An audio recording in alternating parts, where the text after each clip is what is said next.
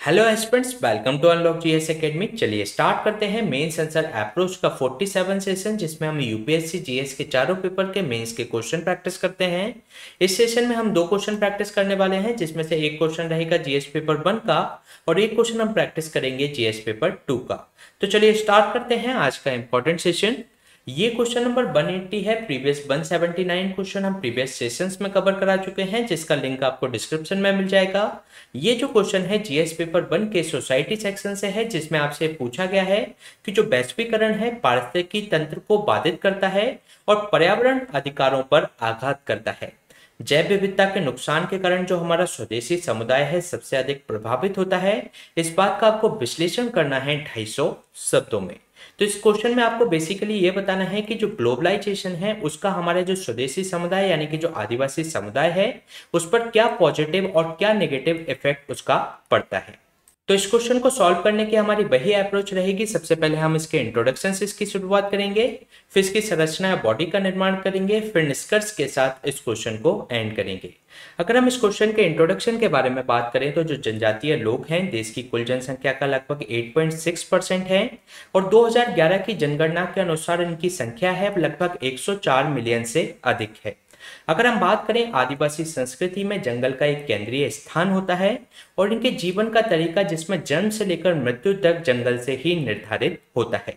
अगर हम बात करें भारत के संविधान द्वारा आदिवासी आबादी को दी गई सुरक्षा के बावजूद आज भी आदिवासी अभी भी भारत में सबसे पिछड़ा जातीय समूह के रूप में स्थित है।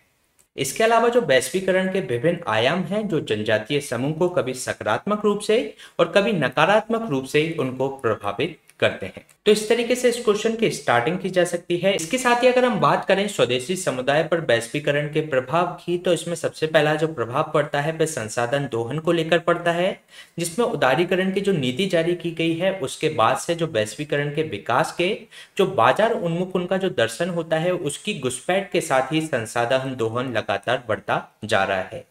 इसके अलावा जो तीव्र तकनीकी जो प्रगति है और जो विश्व पूंजीवाद की जो बेजोड़ आर्थिक और जो राजनीतिक ताकत ने जो आदिवासी लोगों के पारिस्थितिकी रूप से नाजुक क्षेत्रों में प्राकृतिक संसाधनों की निकासी आसान कर दी है, जिसके कारण से ये संसाधनों का दोहन लगातार बढ़ रहा है। इसके साथ ही जो भूमि वन लघु वन उपज और जो जल संसाधन आदि से संबंधित जो सभी उपलब्ध कानून हैं वे आदिवासी लोगों को वन का उपयोग करने से भी रोकते हैं। इसके साथ ही जो ईंधन चारा और लघु वन उपज जैसे जो प्राथमिक संसाधन हैं जो ग्रामीणों को पहले मुफ्त में मिल जाया करते थे, आज या तो वे अस्तित्वहीन हो चुके हैं या उन्हें उसको व्यावसायिक रूप से प्राप्त करना होता है।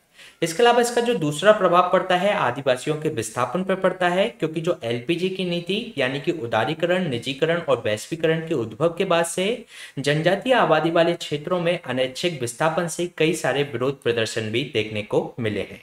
इसी प्रकार से जो विशाल पूंजी केंद्रित जो विकास योजना है उसके लिए हमारे आदिवासी समाज को जबरन बेदखली भी की जाती है। इसके साथ ही अन्य प्रभाव की अगर हम बात करें तो निहित स्वार्थ का होना, जो हमारी गरीब मूल जनजातीय लोगों की जीवन शैली के उन्नयन के नाम पर जो हमारी बाजार ताकतों ने क्षेत्रों में इन जनजातियों की आजीविका और सुरक्षा की कीमत पर अपने हितों के लिए यहाँ पर वे संपत्ति का निर्माण कर रहे हैं। इसके साथ ही इसका जो प्रभाव है आदिवासी समाज की बेरोजगारी पर भी देखने को मिलता है, क्योंकि जो केंद्रीय बेल्ट में जो औद्योगिक एवं खनन गतिविधियों का भारी संकेंद्रण है और जो मध्य भारतीय जनजातीय क्षेत्र में गहन औद्योगिक गतिविधि के बावजूद भी जो जनजातीय रोजगार है वह हमें नगण्य देखने को मिलते हैं। इसके साथ ही अगर हम बात करें जो बेरोजगारी के अंतर्गत जो अप्रेंटिस अधिनियम के अलावा कोई भी निजी या संयुक्त क्षेत्र के उद्यम के लिए जो वंचित आदिवासी के कुछ प्रतिशत की जो भर्ती की जाती है उस तरीके की अन्य किसी में हमें शर्त देखने को नहीं मिलती। इसके अलावा मध्य भारत के लगभग 40% जो आदिवासी हैं इस विकृत और अत्यधिक शोषणकारी पूंजीवाद जो क्षेत्र में भाग लेकर अपनी आय इसके अंतर्गत बढ़ा रहे हैं।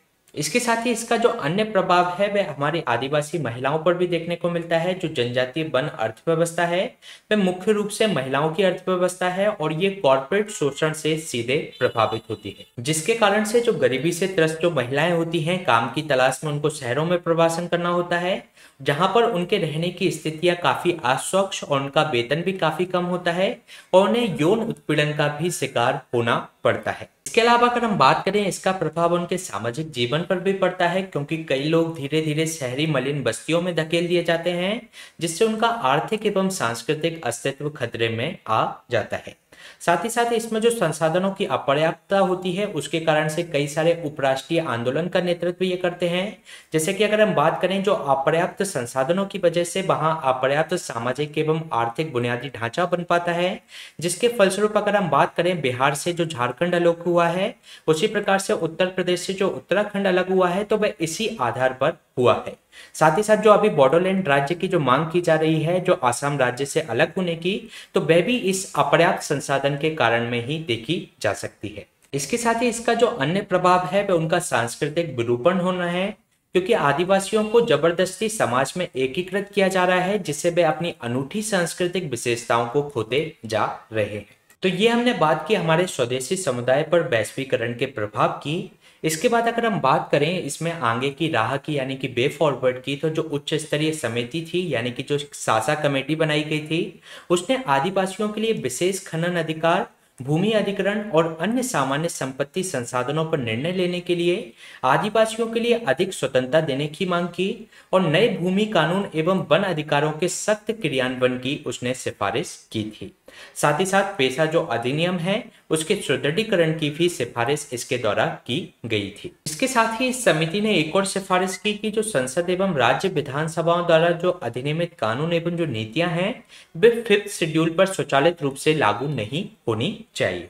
इसके अलावा राज्य सरकारों को प्रमुख खनिजों के लिए भूमि के मालिकों और कब्जाधारियों से अनुमति प्राप्त करनी चाहिए और लघु खनिजों के लिए जो 5th शेड्यूल और 6th शेड्यूल के अंतर्गत जो ग्राम सभा है उसका परामर्श इसके अंतर्गत अनिवार्य किया जाना चाहिए। इसके साथ ही इसी समिति के द्वारा यह कहा गया कि यह अनिवार्य किया जाना चाहिए कि जो वन संरक्षण अधिनियम है और जो वन्य जीव संरक्षण अधिनियम के तहत सभी जो मंजूरी है वे पट्टा देने से पूर्व ही ली जानी चाहिए। इसके अलावा जनजातीय सहकारी समितियों को 5th और 6th शेड्यूल्स के अंतर्गत लघु खनिजों के लिए लाइसेंस देने के लिए पात्र बनाया जाना चाहिए। तो ये हमने बात की इसके वे फॉरवर्ड की। अगर हम इस क्वेश्चन के निष्कर्ष के बारे में बात करें तो हालांकि ये सिफारिशें प्रगतिशील हैं, लेकिन लागू करने के लिए राजनीतिक इच्छा शक्ति की कमी दिखाई पड़ती है, और विशेष रूप से तब जब वर्तमान सरकार द्वारा औद्योगिक क्षेत्र पर अधिक जोर देने के कारण ये एक बहुत बड़ी बाधा हमारे सामने देखने को मिलती है। इसके लिए सरकार को यह सुनिश्चित करना चाहिए कि विकृत और अत्यधिक शोषण करने वाले जो पूंजीवादी क्षेत्र हैं अपने आर्थिक एवं सांस्कृतिक अस्तित्व को दांव पर लगाकर जातीय नरसंहार ना कर सके। तो ये क्वेश्चन हमने डिस्कस किया जीएस पेपर 1 के सोसाइटी खंड से। चलिए चलते हैं नेक्स्ट क्वेश्चन पे। ये क्वेश्चन आपका जीएस पेपर 2 के पॉलिटी सेक्शन से है, जिसमें आपसे पूछा गया है कि मूल संरचना सिद्धांत भारत में सांविधानिक लोकतंत्र के लिए संभावित खतरों के खिलाफ एक सुरक्षा के रूप में कार्य करता है। इस बात का आपको परीक्षण करना है 250 शब्दों में। तो इस क्वेश्चन में आपको बेसिकली ये बताना है कि जो हमारा बेसिक स्ट्रक्चर ऑफ कॉन्स्टिट्यूशन है, जो कि केशवानंद भारती केस के बाद आया था, तो वह संवैधानिक लोकतंत्र के लिए जो संभावित खतरे हैं उसके खिलाफ सुरक्षा प्रदान करता है। इसका आपको इसके अंतर्गत परीक्षण करना है। तो इस क्वेश्चन को सॉल्व करने की हमारी वही अप्रोच रहेगी।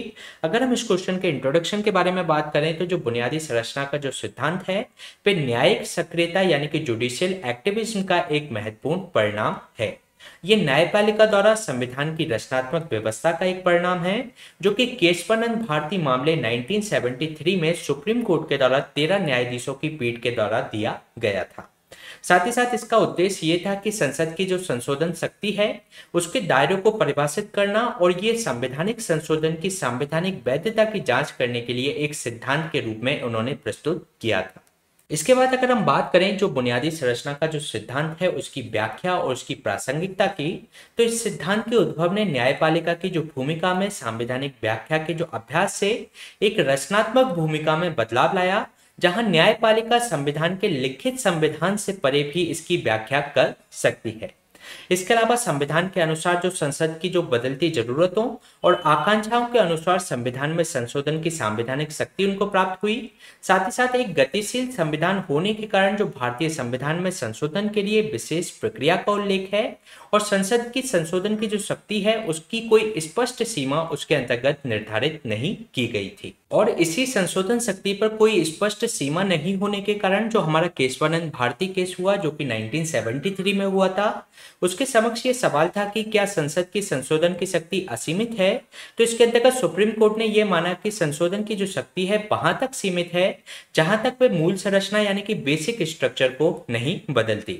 यानी कि जो हमारे जो संसद की शक्ति है वह संविधान के अंतर्गत किसी भी तरीके का संशोधन कर सकती है, लेकिन वे हमारा जो संविधान का बेसिक स्ट्रक्चर ऑफ कॉन्स्टिट्यूशन है उसको चेंज नहीं कर सकती।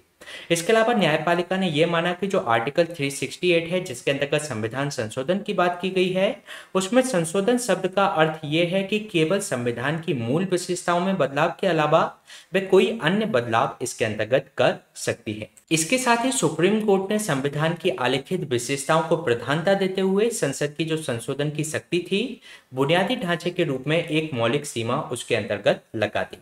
इस सिद्धांत के आने के बाद विशेषज्ञों के बीच में एक बहस छिड़ी जिसके अंतर्गत कुछ विशेषज्ञों ने इस सिद्धांत के विपक्ष में तर्क दिए, जिसमें उन्होंने कहा कि न्यायपालिका ने जो लिखा है उसके कानूनी दृष्टिकोण की बजाय उसके आध्यात्मिक दृष्टिकोण ज्यादा है और इसके अंतर्गत यदि सरकार संविधान को नष्ट कर रही है तो न्यायपालिका इस सिद्धांत के अंतर्गत संविधान बनाने की सीमा तक चली गई है।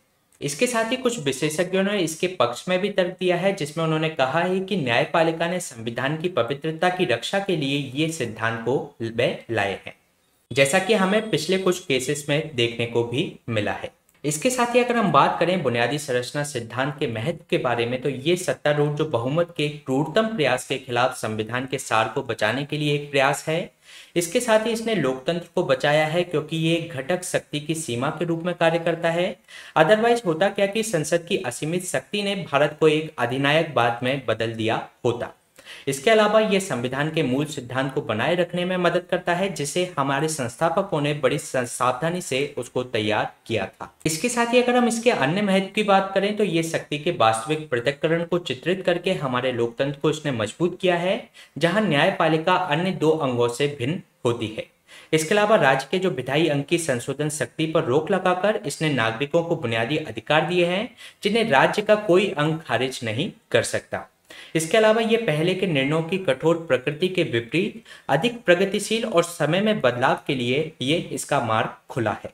तो ये हमने बात की बुनियादी ढांचे सिद्धांत के महत्व के बारे में। इसके बाद अगर हम इसके निष्कर्ष के बारे में बात करें तो जिया मोदी ने अपनी एक पुस्तक the 10 judgement that change India में निम्नलिखित तर्क दिए हैं कि यद्यपि शैक्षणिक दृष्टि से न्यायपालिका गलत है परंतु व्यवहारिक दृष्टि से ये भारतीय समय की मांग दिखाई पड़ती है। ये प्रचंड वरदान साबित हुआ है क्योंकि इसमें सरकार के जो अधिनायक बात पर रोक लगाई है और भारत को तीसरी दुनिया के अन्य देशों की राह पर जाने से इसको रोका है। तो ये क्वेश्चन हमने डिस्कस किया जीएस पेपर 2 के पॉलिटी सेक्शन से। इसी तरीके के सेशन हम आपके बीच में लाते रहेंगे। इसकी जो हैंड रिटन नोट्स की जो पीडीएफ है आपको हमारे टेलीग्राम चैनल से मिल जाएगी। Please stay tuned, subscribe the unlock GS academy. Thank you.